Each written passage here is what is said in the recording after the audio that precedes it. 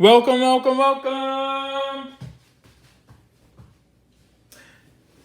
Spider-Man, Spider-Man, Spider-Man, Spider-Man. Dun, dun, dun, dun, dun, dun, dun, dun.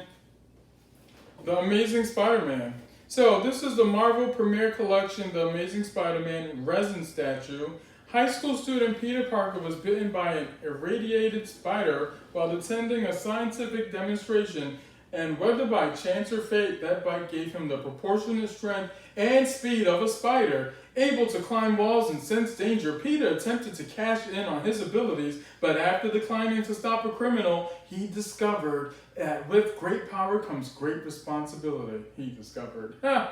Dedicating his life to stopping the guilty and protecting the innocent, Peter became the Amazing Spider-Man, a misunderstood and often maligned hero of New York City, and one of many Spider-Men across the multiverse. This approximately 13-inch tall resin statue of Spider-Man is based on his comic book appearance and features a high level of detail and exacting paint applications. It is limited to 3,000 pieces. And this was hand sculpted by Claiborne Moore. Now, did he hand sculpt this particular figure? Who knows? I wonder. Excuse me. Hand sculpted. I do like the work of Claiborne Moore. So immediately when I open this, I'm treated to a nice little authentic Diamond Select card. That's one thing I like about Diamond Selects. They always add a nice little card that shows a picture of the piece and also shows, basically it's a certificate of authentication that also shows the number of the piece. The box is super light, much lighter than the Batman black and white figure that I just showed. So again, that speaks to the density of the material that's used. Resin tends to be of a lighter density than polystone, or even, what's the other thing people use? Porcelain, right? Cold cast porcelain. You ever had that? So again, I like to just do my little, so there's two ways you can do this. This has little grooves on the side where you can sort of lift it up, but then that chance is dropping the box. So I don't want to do that. So I simply just like to turn it upside down and slide it out.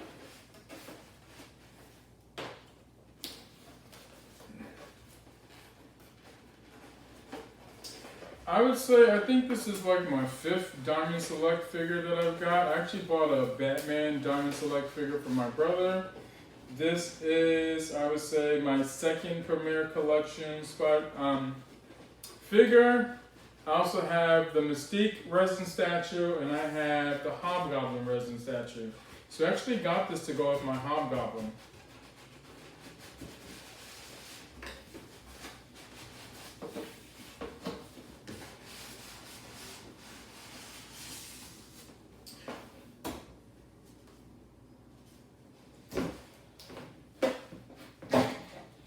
Here we are, we're talking about the Amazing Spider-Man. So once again, what's interesting about this, you see the box is coming loose inside the tape. That's not cool, that's kind of weird. Not sure how that happened inside the box, but there it is. So I hope that doesn't mean the piece got shaken around during shipment, because it looks like that might have happened. That could have potentially happened. So I think what I might do then is I might just use the scissors this time, because I don't want to do any more shifting around. So I would just get my scissors in here, place it on the edge, pop right in there, just slide it around, nice and easy. And if you just press against the base of the styrofoam, that will chance you not cutting the piece, damaging the piece at all. Ideally, right? We don't want to damage what we paid for.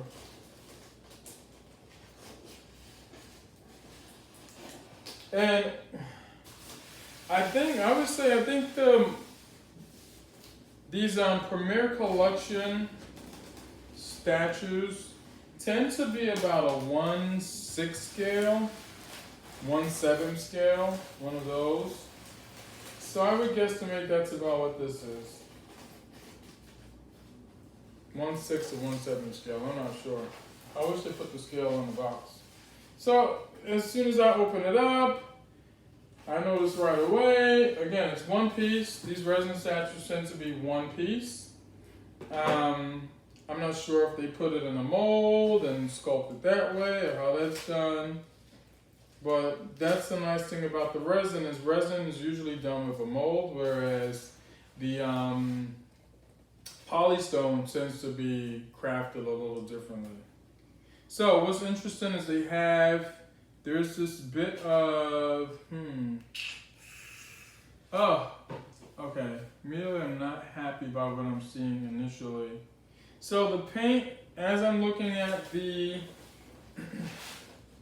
some of the paint, I'm not too excited about what I'm seeing. Hopefully this doesn't break. This is really soft, but doesn't feel as delicate as the Hobgoblin piece.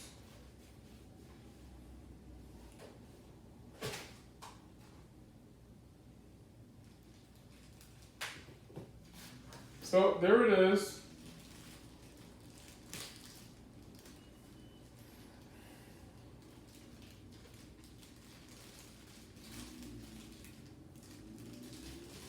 So immediately the first thing I'm noticing is the white on the webbing is not exactly white.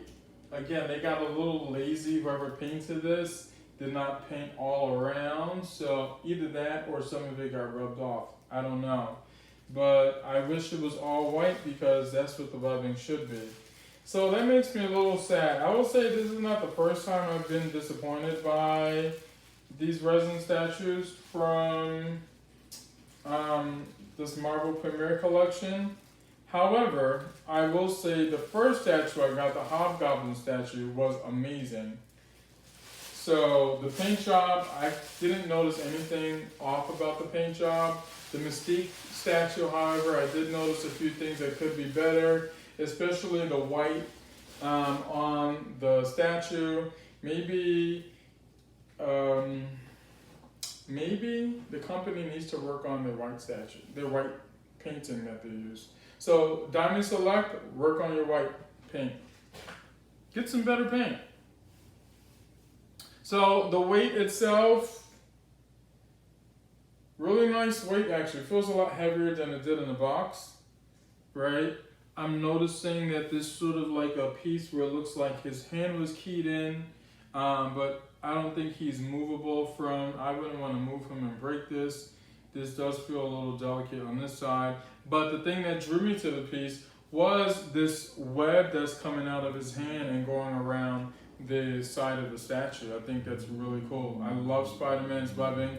I love his pose here. He's got the pointed toe, this angle here of his leg jutting out, the bent leg on the left side, and then his arm back while he's balancing on the one hand. Just really shows the nimbleness and the dexterity of Spider-Man, right? He's very agile, very strong like a spider. Notice he's on his fingertips, so imagine how much strength you have to do to be able to hold yourself up on your fingertips like that. Like that's very strong.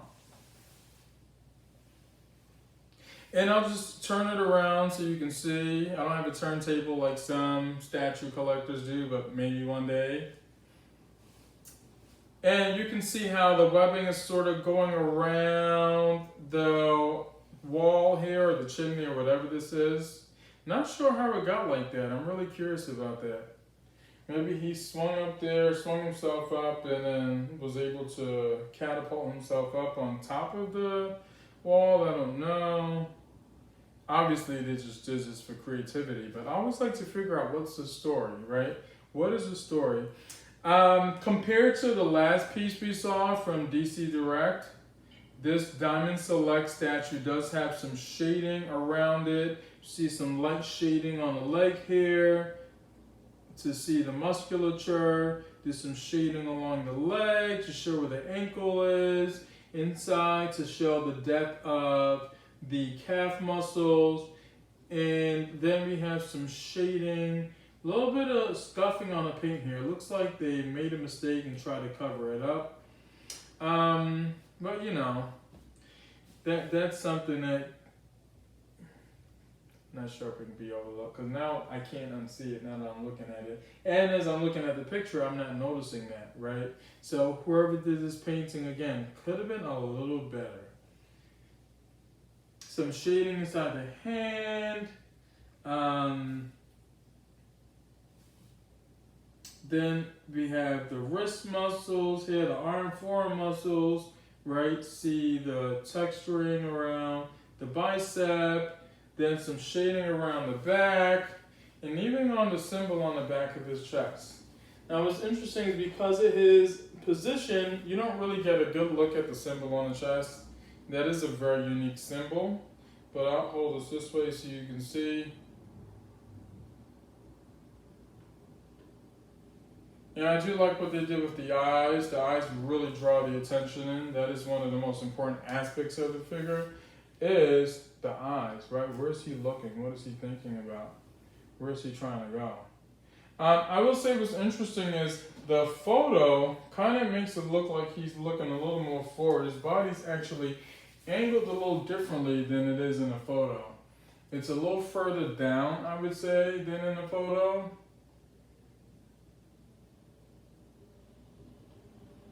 Right? And I'm not sure if that's just due to the positioning of the statue, because I do notice his thumb isn't touching, so maybe it's just angled too far forward when they placed it in. I wish they would have angled it a little further back so I can actually get a good look at his eyes. But still, those eyes really draw you in. I'll bring it a little closer so you can see what I'm talking about. Also show a little detail on the top. I like how they show the crack in the marble or whatever this is, the surface of the chimney or whatever this is that he's standing on, the pillar rather. Sorry, pillar, that's the word I should have used. But notice those eyes. Can you guys see the eyes? I like doing close-ups of portraits because it really brings you in. Right, do you see that? And I'll show you what I'm talking about that foot. See how the painting on that foot could be just a little clearer. I'm not sure if that's focusing well. Right? So overall, okay statue. Will this rival some of the more pricier statues? I think if you just want something simple to look at, to put up on your shelf, then yeah, this does get the job done.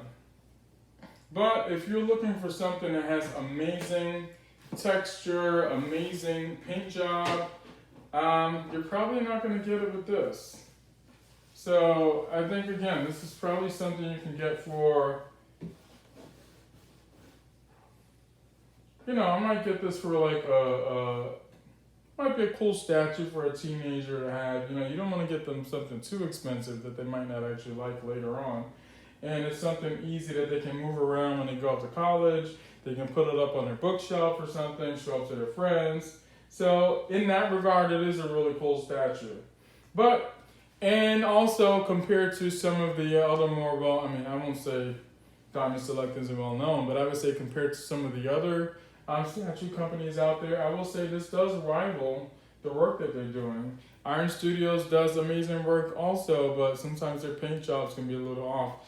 So maybe this is something that's due to the size of the statue that's put out, maybe because they're doing a higher number, but because, you know, the number on this is 3,000, so maybe that's why some companies focus on a smaller number so that they can put out a better quality product. Who knows? And again, that is the Marvel Premiere Collection Amazing Spider-Man from Diamond Select. The statue is made of resin. The height, 13 inches.